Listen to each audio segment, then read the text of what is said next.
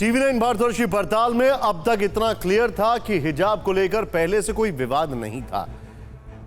सोचिए जरा, पहले से कोई विवाद नहीं था। ये कंट्रोवर्सी पिछले साल के आखिर में शुरू हुई, लेकिन असली सवाल है कि इस एक छोटे से विवाद को हवा किसने दी? जो मामला स्कूल में ही रिजॉल्व हो जाना चाहिए था, उसे इंटरनेशनल कैनवस पर कौन लेकर आया? सवाल है कि क्या इन लड़कियों को मोहरा बनाकर कोई बड़ा गेम खेला जा रहा है? Our student union for a help, our parents, and we approached them. From that time they are helping us. TV9 Bharatvarsh के रिपोर्टर विपिन चौबे ने जब मामले की तह तक जाने की कोशिश की तो चीजें खुद ब खुद क्लियर होती चली गई। जब नए एविडेंस सामने आने लगे तो पूरे विवाद का लिंक कुछ कट्टरवादी इस्लामिक संगठनों की तरफ इशारा करने लगा। पॉपुलर फ्रंट ऑफ इंडिया के student wing, campus front of India का नाम सामने आया। ये लड़कियां एक इनोसेंट लड़कियां हैं। इनका इनोसेंसी को और क्या बोलता है पुअरिटी को यूज करते हुए कैंपस फ्रंट ऑफ इंडिया ने इन लोग का मन बदल करवा के करवाया। नाम मुस्कान सेना। मुस्कान के ट्विटर प्रोफाइल के इस बायो पर गौर कीजिए। लिखा है उडुपी हिजाब बैन विक्टिम, यानी उडुपी हिजाब बैन पीड़ित। इसी तरह आलिया बानो के ट्विटर का पेज देखिए, यही लाइन रिपीट की गई। एक और लड़की AH अल्मस के ट्विटर बायो में भी पहचान के तौर पर इसी लाइन को कट कॉपी पेस्ट किया गया और आयशा नाम की चौथी लड़की ने भी इसी टेम्पलेट को फॉलो किया, खुद को उडुपी हिजाब बैन विक्टिम बता डाला। हमारे रिपोर्टर ने बताया कि ये चारों वही लड़कियां हैं जिन्होंने 31 दिसंबर को उडुपी के स्कूल के सामने हिजाब के सपोर्ट में प्रोटेस्ट किया था। लेकिन इनके ट्विटर प्रोफाइल में एक बात और कॉमन दिखी। अक्टूबर और नवंबर 2021 के दौरान जिस वक्त ये विवाद शुरू हुआ, करीब उसी वक्त इन चारों लड़कियों ने ट्विटर पर प्रोफाइल बनाई थी। मुस्कान ने अक्टूबर 2021 को ट्विटर ज्वाइन किया।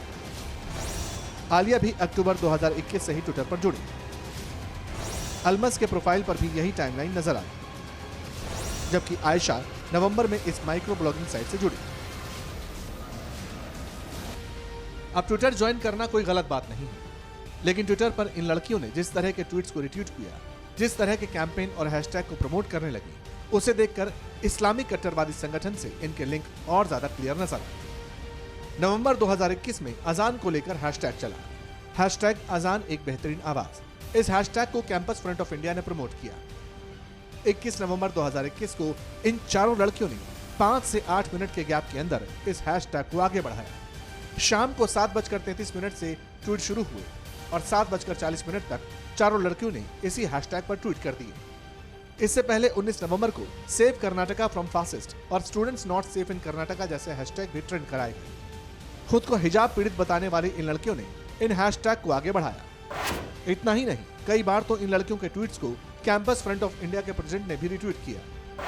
यानी उडुपी में हिजाब की मांग करने वाली 6 लड़कियों और CFI के बीच लिंक तो नजर आया। इसलिए सवाल उठता है कि अक्टूबर नवंबर में ट्विटर ज्वाइन करने वाली लड़कियों ने दिसंबर में अचानक हिजाब का मुद्दा क्यों उठा दिया? क्या हिजाब के मुद्दे को भी CFI की तरफ से फ्लोट किया गया था?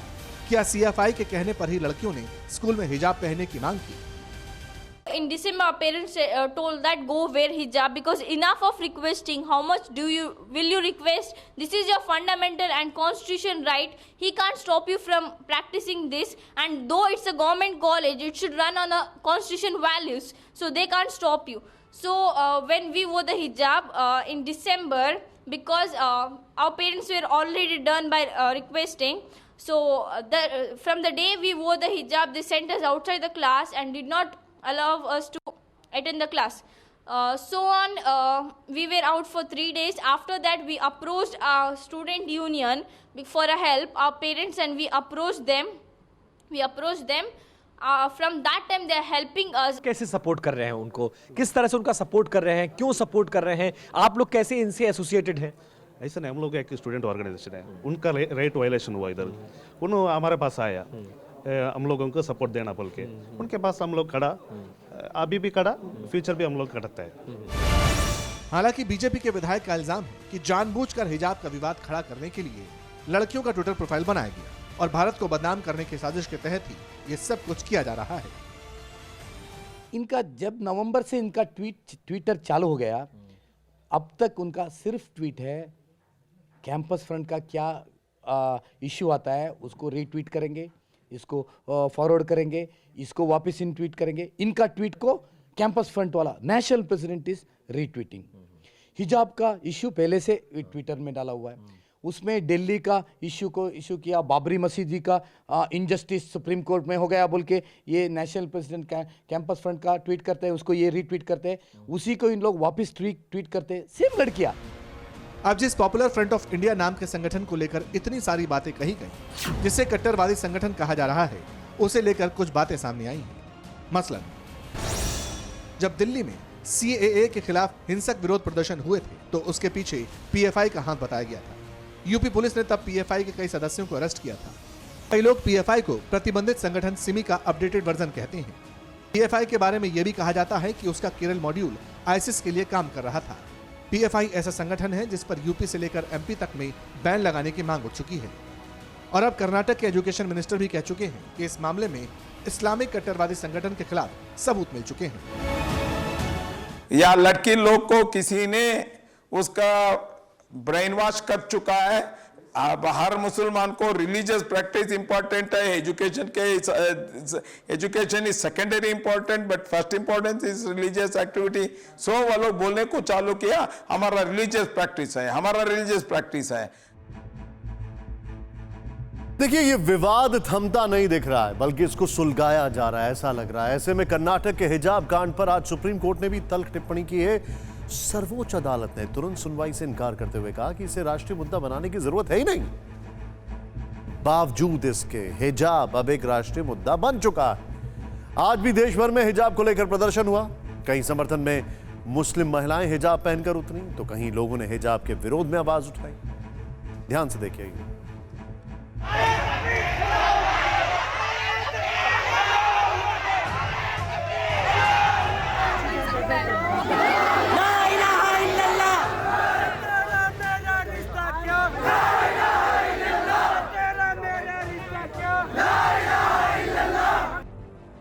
हैदराबाद,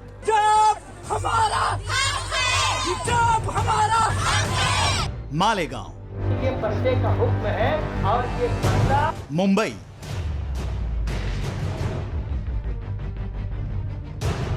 दिल्ली,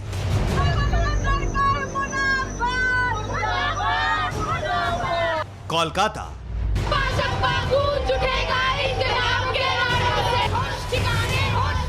भोपाल, अलीगढ़,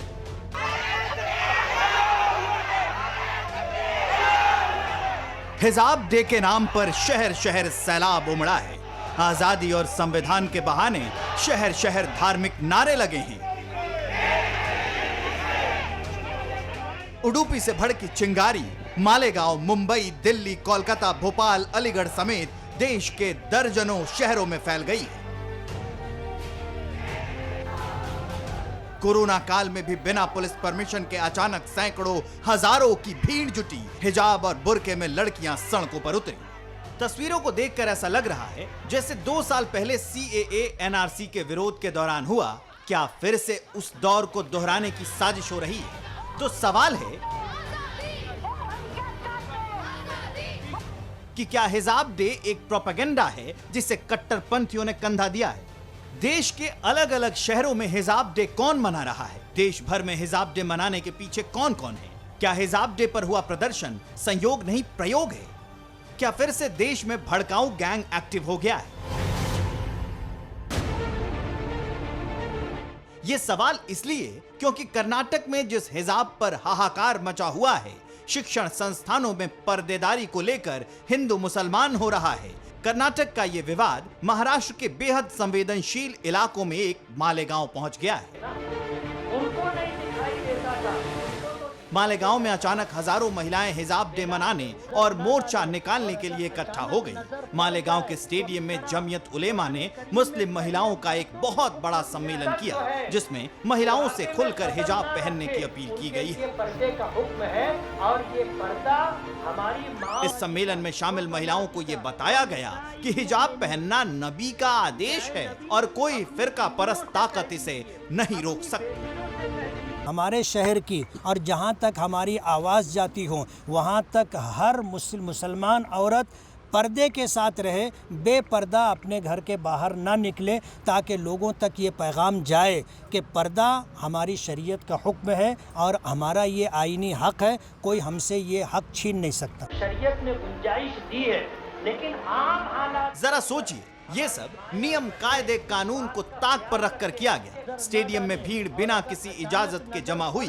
इस मामले में जिन लोगों पर केस दर्ज हुआ है उसमें हिजाब डे पर ज्ञान दे रहे ओवैसी की पार्टी के स्थानीय विधायक मौलाना मुफ्ती इस्माइल भी हैं। ये वो लोग हैं जिन्होंने हिजाब को मौलिक अधिकार बताकर सवाल उठाने की कोशिश की, जिन्हें अदालत के अंतरिम आदेश से झटका लगा, फिर भी हिजाब डे मनाने से बाज नहीं आए। मालेगांव की महापौर ताहिरा शेख तो 2 कदम और आगे बढ़ गईं।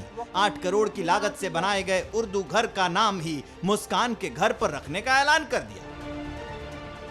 कि ये जो शेरनी बेटी, ये इतनी बहादुरी से फिरका परस्तों की आंख में आग डालकर इसने जो हमारी हुआ की बेटियों को जो हौसला बख्शा है और जो हमारे समाज के लिए, हमारे हिजाब के लिए जो लड़ी है, तो उसको इनाम मिलना चाहिए। तो हम उर्दू घर का मुस्कान खान नाम देकर उसको इनाम, उसको ये तोहफा देना चाहते हैं। मालेगांव ही नहीं, मुंबई में भी मुस्लिम छात्राओं ने हिजाब डे का समर्थन किया और मनीबेन MP शाह महिला कॉलेज की छात्राओं ने हिजाब को अपना मौलिक अधिकार बताया। नाम में हम लोग को ये है सर कि हम लोग गैर मरहम को अपना बाल नहीं दिखा सकते हैं, तो वो गलत के लिए नहीं लड़ रही हैं सर, गलत सेंस में नहीं बात कर रही हैं, उसको गलत सेंस में उछाला जा रहा है रिलीजन्स के ऊपर।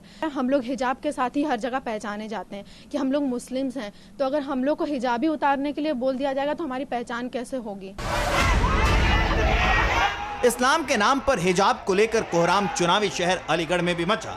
अलीगढ़ मुस्लिम यूनिवर्सिटी के परिसर में हिजाब के समर्थन में प्रदर्शन हुआ। बुर्का और हिजाब पहनकर छात्राओं ने हिजाब डे का सपोर्ट किया और जमकर नारेबाजी की।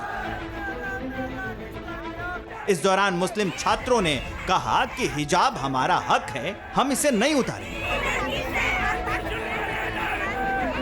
हिजाब डे पर धरना प्रदर्शन की ये चिंगारी पश्चिम बंगाल भी पहुंची। जाधवपुर यूनिवर्सिटी में हिजाब के नाम पर आजादी तक के नारे लगे।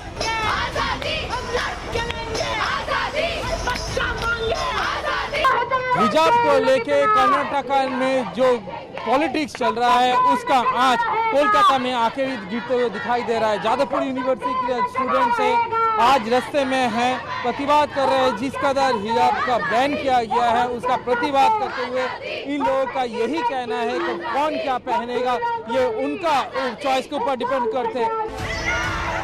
लेकिन देश में जहां एक तरफ हिजाब के समर्थन में आवाज उठ रही है, तो दूसरी तरफ इसके विरोध में भी लोग सड़कों पर उतर रहे हैं। आज जम्मू में RFA डोगरा फ्रंट के कार्यकर्ताओं ने हिजाब के खिलाफ प्रदर्शन किया। जम्मू के प्रदर्शनकारियों ने दलील दी कि शिक्षण संस्थानों को राजनीतिक युद्ध का मैदान न बनाएं, स्कूलों में न ही हिजाब हो और न ही भगवा शॉल। जम्मू में शिवसेना डोगरा फ्रंट एक अलग ही मैसेज दे रही है। ये मैसेज क्या है ये हम आपको दिखाने की कोशिश करेंगे। हाथ में किताब, ना भगवा ना हिजाब, ये मैसेज यहाँ पर दिया जा रहा है। हाथों में आप किताब देख सकते हैं, नोटबुक देख सकते हैं। अरे वहाँ बच्चे पढ़ने जाते हैं पढ़ाई के लिए, वहाँ पे धार्मिक वस्त्रों की प्रदर्शनी करने के लिए नहीं जाते हैं। कोई हिजाब पहन करके जाएगा, कोई भगवा पहन करके जाएगा, तो वो स्कूल नहीं, वो तो सियासी अखाड़ा बन गया। लेकिन सवाल है कि कहीं भी कोई भी सोमवार तक कोर्ट के फैसले का इंतजार करने को तैयार नहीं है। क्यों शहर शहर हिजाब के समर्थन में नारे लग रहे हैं? क्यों पाबंदियों के बाद भी हिजाब डे मनाया जा रहा है?